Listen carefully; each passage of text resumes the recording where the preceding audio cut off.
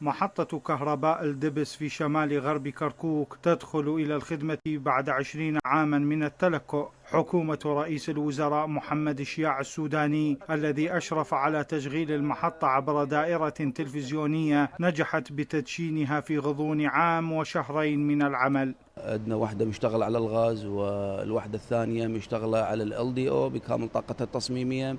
هذا المنجز يعني لما طال انتظاره لفترات وسنوات طويلة أكثر من 20 عام، والحمد لله اليوم دخل المنظومة الكهربائية بجهود الجميع ودعم دولة رئيس الوزراء لوزارة الكهرباء. هذه المحطة الكهربائية التي تعمل توربيناتها بثلاثة أنواع من الوقود، الغاز والغاز أويل وزيت الوقود الثقيل، مؤلفة من وحدتين كلتاهما تنتج 320 ميجا واط. فرحة حقيقة لا توصف بأنه أضفنا شيء جميل للبنى التحتية، ومبارك للعراق كله وبارك لنا نفسنا الحمد لله والشكر، والكركوك كلها إن شاء الله. وهناك وحدتان متلكئتان منذ العام 2016. فريق مكتب رئيس الوزراء لمتابعة المشاريع أعلن عن استئناف العمل فيهما على أن تدخلا إلى الخدمة في صيف العام المقبل.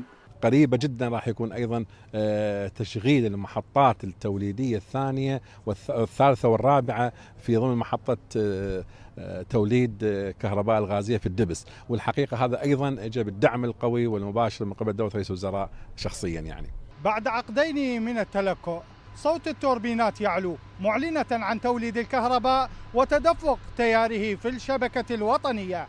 من محطة الدبس الغازية في شمال غرب كركوك، محمد صغير، العراقية الإخبارية.